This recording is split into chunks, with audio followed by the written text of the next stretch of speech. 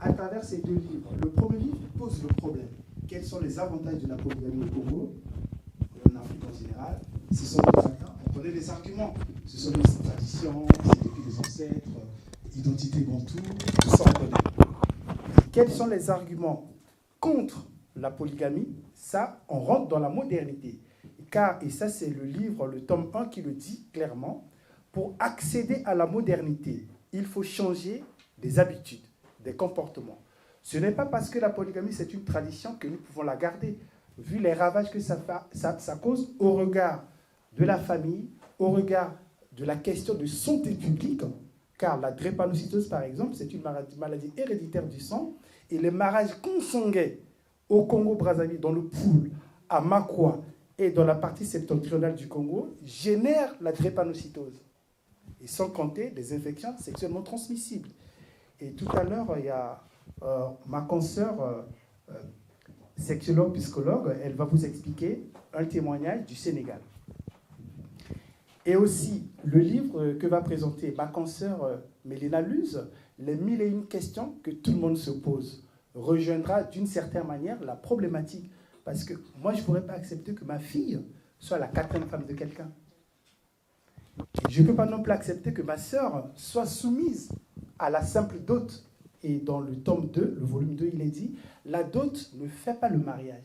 Ce n'est pas parce qu'un monsieur s'est présenté à vos parents, premier vent, tout ce que vous voulez, que vous avez épousé. Non, parce que quand le mari décède, et si vous êtes resté dans le service de la dot, vous ne pouvez pas hériter des biens du mari. Alors que vous avez fait des enfants, vous avez sacrifié toute votre vie pour l'attendre. Vous attendez un mari qui ne viendra pas. Et c'est pour ça la polygamie, c'est un amour volé pour la femme. Et enfin, dans les propositions, on a discuté, on ne peut pas abolir la polygamie pour satisfaire le droit international. Parce que la doctrine internationale aujourd'hui, c'est favoriser la femme, renforcer les programmes d'égalité, ce que Madame la conseillère se bat dans sa ville. Elle renforce beaucoup les programmes d'égalité, que ce soit dans des congés de travail, en matière d'assistance éducative, dans la vie familiale, c'est très bien. Mais nous n'allons pas abolir la polygamie parce que l'Europe nous le demande. Mais nous le bannirons pour pouvoir permettre un changement de mentalité, la lutte contre la corruption, comment juguler les infections sexuellement transmissibles et toutes les autres maladies héréditaires du fait de cette pratique qui ne tient plus. Donc voilà succinctement ce que je peux dire sur cette question.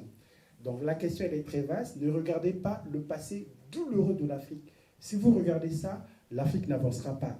91% des produits vivriers produits en Afrique sont produits par les femmes. Et les métiers des services de l'éducation, de la santé sont remplis par les femmes. Et d'après le dernier rapport de l'OCDE de 2022, les femmes réussissent mieux en entreprise. Les entreprises dirigées par des femmes résistent mieux par rapport aux hommes, même si les entreprises des femmes n'ont pas beaucoup de carnets d'adresses.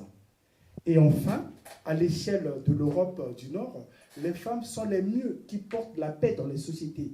Le Danemark, la Grande-Bretagne, la Finlande, la Suède, elles ont l'habitude d'avoir des premières ministres, elles ont l'habitude d'avoir des reines. Regardez comment leurs pays sont attaqués, parce que là où il y a la femme, il y a la paix, il y a la réussite, il y a le succès, il y a la richesse et il y a l'émancipation.